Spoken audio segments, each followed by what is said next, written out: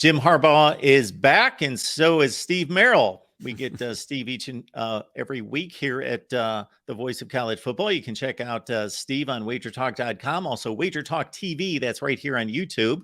And of course, again, Jim Harbaugh had to sit out those first three games due to a suspension at Michigan. The Wolverines glided by three Group of Five teams. They are a 24-point favorite in the Big Ten opener, Steve, against Rutgers. Yeah, my database simulation, 10,000 games run through the database, has an average victory of Michigan by 29. But the database has favored Michigan in most games this season. I've yet to use them as any best bets, though, and it's a good thing because they're not they're 3-0 straight up, but they're 0-3 against the number. And Harbaugh has had a killer instinct against weaker teams over the years. And you thought, like in week 1 against East Carolina, without their coach, they'd be fired up. But they didn't even score the point spread in that game. They only won 30-3 against a really bad East Carolina team. It's a 35-point favorite.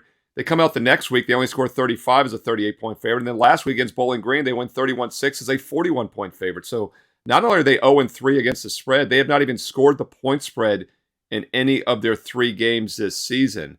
Now, with that said, as you said, Mark, there's a huge catalyst change now with Harbaugh back. So is this the week we finally trust them to maybe roll a weaker opponent in Rutgers?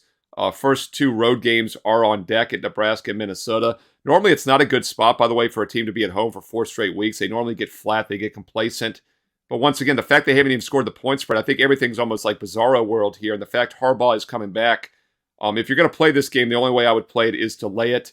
Once again, I project a 29-point win, so I do think there's some line value. But with that said, Michigan's had some line value in recent games. They failed big time so far.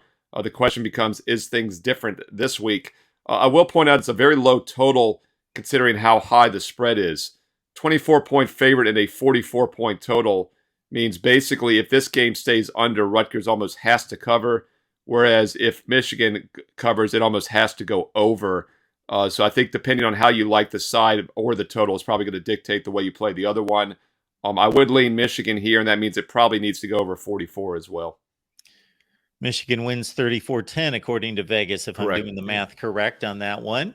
Join Steve on wagertalk.com. Also right here on YouTube, Wager Talk TV. You get the NFL. You get all the college football games. We get a slice of it here at the Voice of College Football. So check out all the team channels because Steve stops by for us to deliver segments on all the major games for us here at the Voice of College Football. Then, of course, it's the exclusive under-the-radar selection that Steve provides for us just right here at the Voice of College Football. If you're a YouTube member, you're in good shape. Patreon member, you as well. Patreon.com/MarkRogersTV for Steve's under-the-radar selection.